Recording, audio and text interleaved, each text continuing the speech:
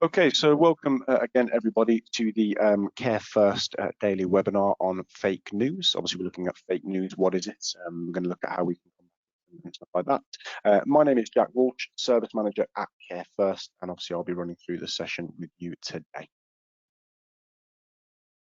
So just to kind of kickstart with a couple of kind of stats and figures, really, because there's lots of ways that we see news nowadays. It's not just your daily news channels and news pieces that you see at kind of, early in the day, 6 o'clock news, 10 o'clock news, etc.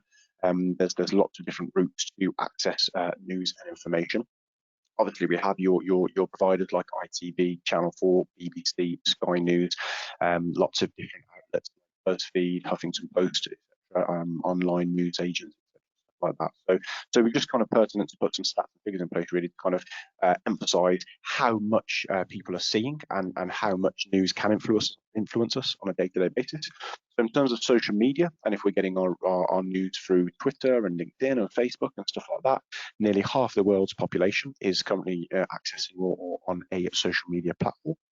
On average, we're using our phone up to 3 hours a day, which means that we could be exposed to quite a lot of information and quite a lot of content. And interestingly, over the lockdown period, we're looking at kind of how popularity, of social media has increased. There were 150 million daily Instagram stories posted in 2017, which rose to 500 million in 2019. So that just shows you the kind of the growth in popularity and access to social media. During the lockdown period, during coronavirus, there's been a 76% increase in daily influencer likes on Instagram. But if we look at kind of news and information we're getting around COVID-19 and coronavirus at the moment, on the 10th of May, the speech by Boris Johnson, one of the most viewed programs with nearly 28 million viewers speech, and ratings for news programs have increased massively during lockdown, and we'll kind of get into and it'll link in nicely with why we want to look at fake news and kind of tying in with those increases to the amount of media we're getting. So if we just have a look at those news outlets, a couple of them picked out from a couple of things we found online. ITV News, the 6:30 bulletin, reached an average audience of 4.2 million a night in March, which is up nearly a fifth year on year. I'll let you have a read of a couple of the other ones as well, but I think Channel 4 huge increases also, with nearly 3 times as many people watching the news in March than this time last year, and Facebook in particular, 11 and 10% increase in daily active users as well. So it just shows you and kind of paints the picture early on to kind of how much information and how much media and content is out there, and obviously how much we're seeing now with potentially increased ratings to news programs, but also to social media and content. So just to kind of talk about social media and news, because it can be good for us. We don't want to paint everything in a negative light. There are lots and lots of positives. Obviously, social media and stuff like that can help us to stay connected with friends and arrange group events or arrange group calls with people during lockdown, share memories, access information and resources we might not have been able to many years ago, network with other people. Obviously, reconnect with old friends and distant family members, perhaps those who are in a vulnerable group, and also stay up to date with current affairs. So it is good to stay up to date with what's going on in the world at the moment. But obviously, we want to look at how much we stay up to date and how much we're seeing as we move forwards. However, there are some downsides to kind of excessive social media use and potentially, increased, time spent watching news coverage. It can have a detrimental impact on our emotional and mental well-being. It can be linked to increased depression or anxiety. It can impact our sleep patterns. It can impact our physical health, lead to eating disorders, loneliness, social isolation, bullying and trolling for kind of particular groups maybe or people online, and also inaccurate perceptions of certain things. We might hear one thing and believe it's but really true, and we'll obviously look at that in a little bit more detail as we move through. And just to kind of expand a little bit on kind of social media and news kind of overuse impacts on ourselves. So I'll let you have a little read through of these on your own, but I'll highlight a couple of them which stand out for me. Obviously, the one that's pertinent to This session is the bottom one, which is headline stress disorder. And there was a recent study by the American Psychological Association that found 66% of Americans were stressed out about the future of the country, and the constant consumption of news was pinpointed as a major contributor. So the constant barrage of information, be it factual or untrue, can have an impact on our anxiety levels and on our worry levels and fear levels, etc. So that was something that kind of jumped out for me, and it's pertinent for today's session. And Facebook envy is an interesting one, which is a little bit of a curveball and off topic. But a study at the University of Copenhagen found that a group of users who avoided using Facebook and didn't have a Facebook profile cited better life satisfaction than those who were using Facebook. So when we're constantly seeing negative stories or bad things in the news or on social media, or we're constantly seeing, you know, what other people are doing in their lives that maybe is different to us, or things that we don't have that we want, really have an impact on our mental well-being and our anxiety levels, on our self-esteem and confidence. So just things to be really mindful of as we use social media and as we watch the news and see stories. But obviously this session is looking at fake news and what is it.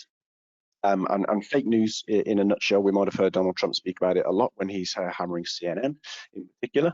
But fake news are news or stories, you know, on the internet or in media that are not true or factually inaccurate or not.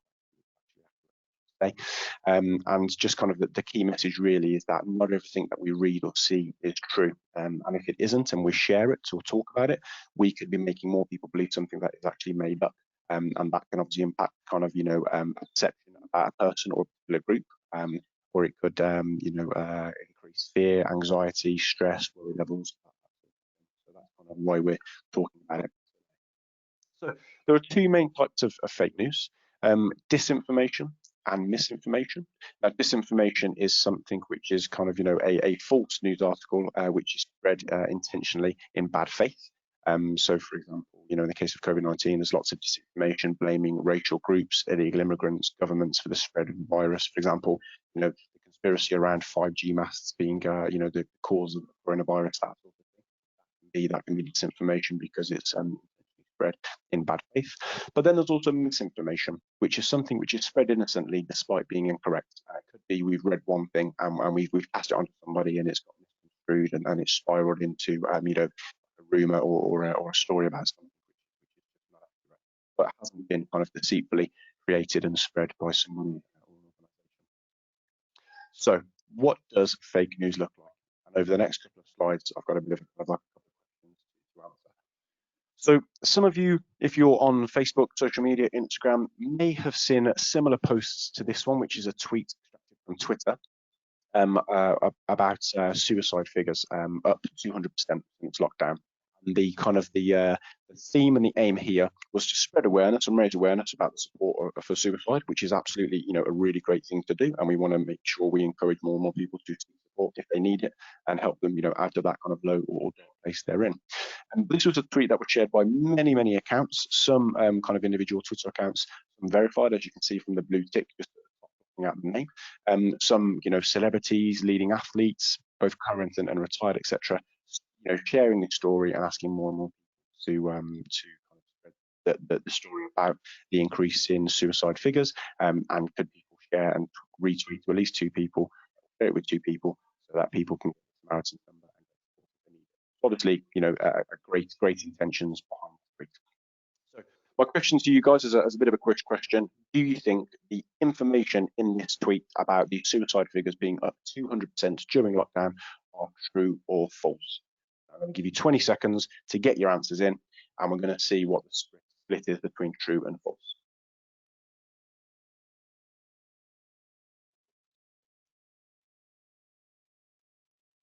Okay, so the majority of people are saying false, and we've got a couple of trues in there as well. Yep, a few true. Okay, good stuff. So we've got a good split there between false and true. Okay, so the information contained within that tweet is actually false.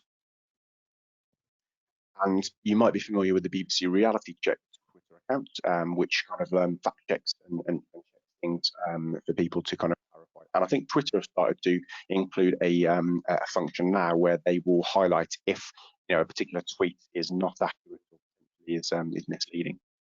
So the BBC Reality Check contacted Samaritans to ask if there has been, you know, a 200% rise in suicide figures during lockdown. And as you can see, that tweet was shared more than 31,000 times on Twitter in the UK. The day that this tweet, just this day alone, when this BBC Reality tweet went out, 31,000 shares just on that alone. However, as you can see from the tweet on the right, it originally started from a report around mental health charity, highlighting that they'd seen a 200% increase in calls to the helpline, not necessarily 200% increase in suicides. So we can see how here that information has obviously spiraled a bit and has led to some tweets suggesting that suicide rates had gone up by 200%.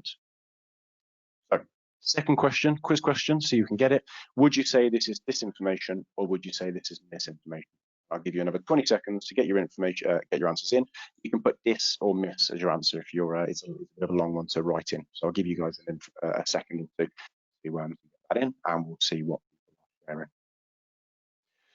Yep, so the common theme, we've got a couple who've said disinformation, but the large majority of us are saying misinformation. And again, I'm not the expert, I'm only giving my personal opinion on it, but I would think that this is misinformation, because it's not necessarily been intentionally spread deceitfully by a particular organisation or group.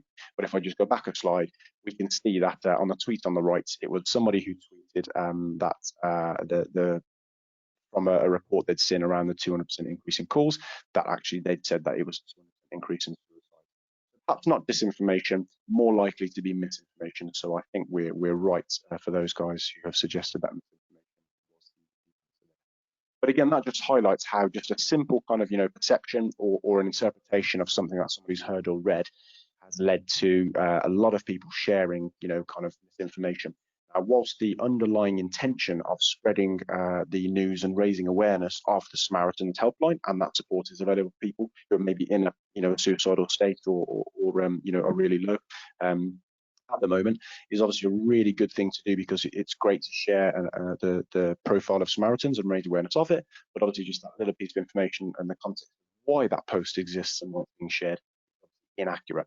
So whilst there's good intentions of raising awareness of Samaritans, the support services that are available, also it can have a detrimental impact by increasing the anxiety levels for people who are reading that suicide rates have gone up massively during that time. So that's kind of why we set up the session today, to kind of highlight and talk about that kind of misinformation, disinformation, and kind of news side of things. So how to combat fake news?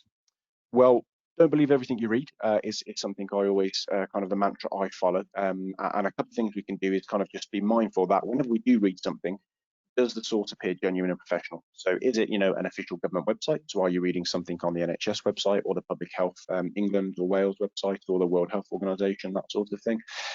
Is it a government website? Is it, you know, a leading research body that is publishing data and facts, etc.?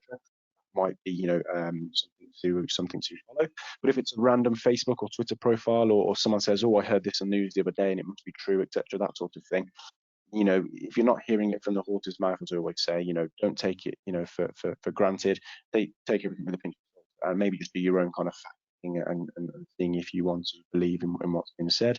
Fact check. Fallback.org is a good body to check information if you think it's maybe not accurate. A really good step as well is just acknowledging our bias. So human beings, we have something called confirmation bias, which means we tend to follow information that agrees with our moral standing or our opinion. So we might read something which might not necessarily be from the most reliable or official source, but it kind of suits our agenda and it matches our opinion. So we kind of side with it and go with it quite quickly, sometimes blindly. So maybe we just set ourselves a little challenge of trying to be open-minded, trying to see things from the other side, you know, stepping outside the box, and maybe challenging your own thought process. If you do believe in something and you do agree with something you've seen, maybe just do a little fact check just to double check if it is accurate, and then that might open your eyes up to kind of, you know, new information and new sides of an argument or new opinions, which is going to be, you know, great. Can be a conversation starter, can mean we network and link with other people. Really simple and easy to block or report any unwanted accounts or posts or comments you might see that are not accurate. So, for example, you might have seen in the news recently that the son of Jordan, the ex-Glamour model, Harvey, who obviously has various different mental health health conditions and well, I believe. Unfortunately, went into hospital with suspected organ failure and is obviously not very well at the moment. Lots of let's say non-politically correct kind of comments and things online at the moment. A lot of hate towards that, etc., which is not necessarily very fair or very nice to read. So when I've seen some of that content, I've either blocked it or reported it as abusive content. So that's something I've done. So I no longer see those posts or all that content, and I've reported the user accounts as well, just so that those social media platforms can investigate them and do things like block or delete people from those social media platforms, so they can't go on to post any of those negative comments anymore.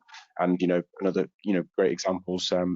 Not great in context, but obviously examples of things are, the footballers Wilfried Zaha of Crystal Palace and McGoldrick of Sheffield United at the moment, unfortunately receiving racial abuse online from people. And again, there's lots being done to sort of target that. But again, we can report that, we can block it, we can hide it so we don't see it, but also we allow the authorities, social media platforms, and organisations to address them and hopefully mitigate them and stop them happening again in the future.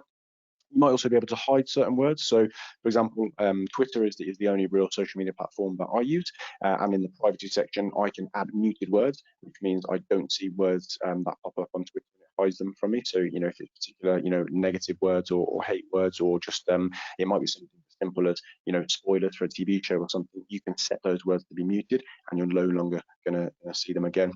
And it's really important to give ourselves news breaks. And a lot of people I've spoken to, in personal life and within kind of, the working setting at Care First, a lot of people have said that they're watching the news a lot and it's increasing their anxiety, it's increasing their worry levels. Well, give yourself a news break, give yourself a day off from the news, maybe just watch the news twice a day, in the morning and in the evening, and give yourself a break in between those hours so you've not got information overload. And that might be really good ways to kind of combat the spread of fake news and information that you might not want to hear, or hearing too much of it can have an impact on our anxiety levels and our worry levels and stress at this time, especially during COVID-19. And if you wanted to get some additional support, and your organisation does provide that support through Care First, we are the Employee Assistance Programme, which provide completely free and confidential support, counselling, information 24 hours a day. So if you get in touch with your manager, HR, or organisation, or check policy documents, you'll find the Care First free phone number. There's lots of different numbers out there. They all go to the same place, but depending on your organisation, you might have a different number from somebody else, which is why we haven't included them on this slide today. But the service is there to provide completely free and confidential counselling and support from UK-based and BACP accredited counsellors 24 hours a day. There might be different levels of eligibility that you have access to depending on your organisation. So you might have structured counselling included, or some digital services as well. So I definitely would encourage anybody to get in touch with the service for support information and find out exactly what extent of eligibility you can get through First, or what other signposting we can provide to other bodies and organisations that might be able to help. For example, Samaritans is another support line that we signpost to around suicide and things like that. Or it might be, a specific bereavement charity or relationship charity, or child support towards a child, or stuff like that. So that's everything from me. Hopefully informative and useful to talk about kind of fake news and combating it, and just kind of be mindful moving forward of the different content that we're hearing and seeing out there, day to day, especially during the lockdown. Hopefully we'll see you again on future sessions, but thank you very much for giving up your time and joining the session today. And if you have any questions or queries, please feel free to pop them into the questions now. I'm going to hang on for a few minutes and I can go through any questions anonymously and try and answer them as